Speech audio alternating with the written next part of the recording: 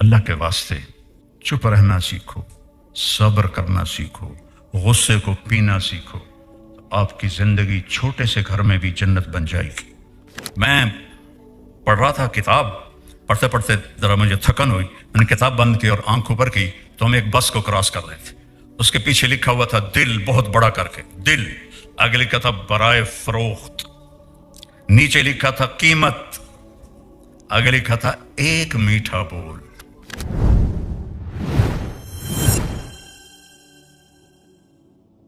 صرف اخلاق اچھے کرو، بول اچھا کرو، آپ کی زندگی جنت بن جائے گی۔ اللہ کی قسم، پیسوں سے نہیں ہوتا،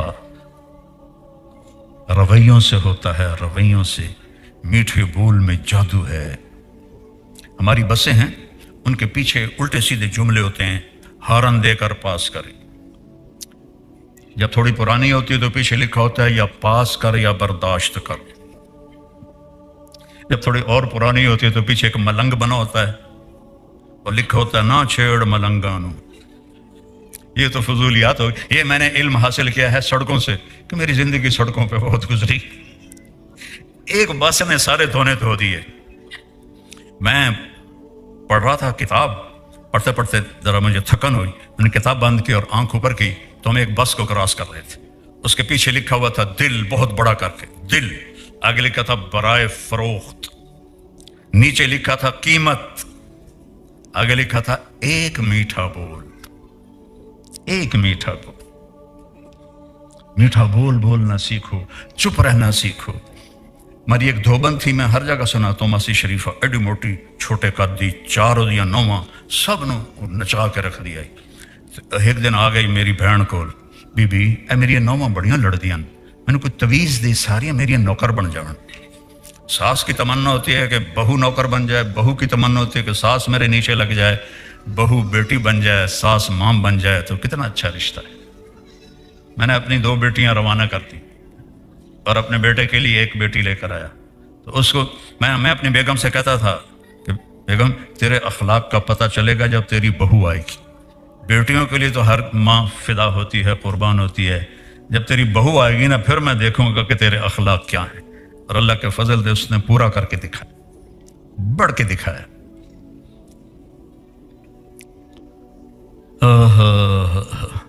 میری بہن نے ایک کاغذ دیا، اس پر ایسے ایسے کر کے ایسے رول کیا، ایسے کیا، پھر یوں کیا، پھر یوں کیا، پھر یوں کیا، پھر یوں کیا۔ اس کو یہ تو بڑا ہے چھوٹا بنا کے، ماسی شریفہ تیری جس لیے 9 نال لڑائی ہوئے، اے تویز تو ایتھے رکھنا ہے تے چک مار کے بہ جانا، ڈگن نہیں دینا، اس کو گرنے نہیں دینا، نہیں تو تیری خیر نہیں۔ اب اس نے کیا کیا، ماسی شریفہ کو چپ کرایا۔ 1 ہفتے کے بعد آ گئی، بی بی وہ میریاں تو لڑائیاں ہی مک گئی ہیں، تو کی تویز دیتا ہے، کیوں مک گئی ہیں؟ کہ ماسی شریفہ چپ ہو گئی، لڑائی مک گئی۔ چپ رہنا سیکھو میری بیٹیوں۔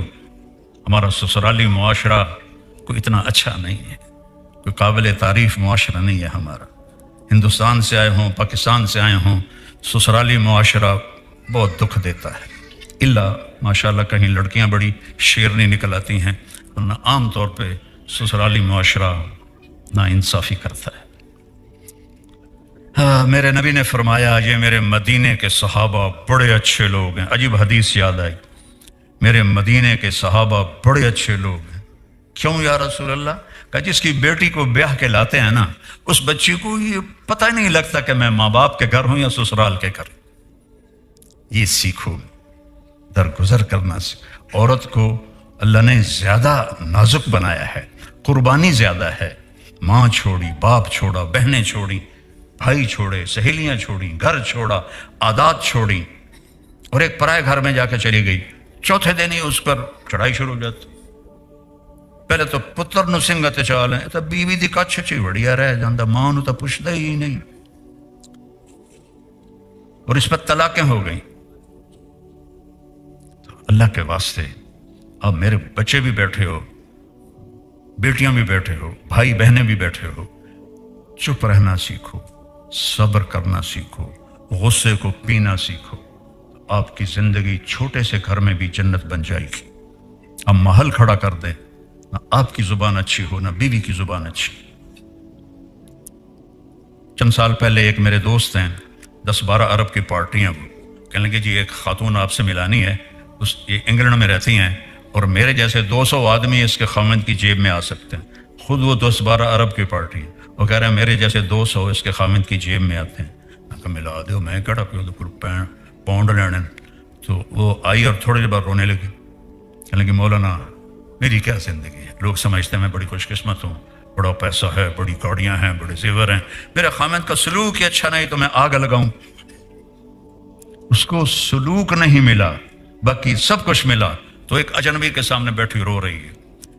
کچھ مہینے بعد میں کراچی جا رہا تھا تو جہاز میں ایک نوجوان ملا، مولانا اللہ نے چھوٹی عمر میں بہت رزق دے دیا، عزت بھی ہے، لیکن میں اپنے گھر میں اتنا دکھی ہوں، اگر میرے بچے نہ ہوتے تو میں بیوی کو طلاق دے دیتا۔ میں نے کہا کیا ہوا؟ کہ اس کی 30 فٹ لمبی زبان ہے۔ میں کہا 29.5 فٹ کٹ دے تو باقی منہ چران دے۔ ایک خاوند کی وجہ سے رو رہی ہے، ایک بیوی کی وجہ سے رو رہا۔ میرے عزیزو، آپ کا سکھ چین آپ کے سلوک میں چھپا ہوا ہے، آپ کے سلوک میں چھپا ہوا ہے۔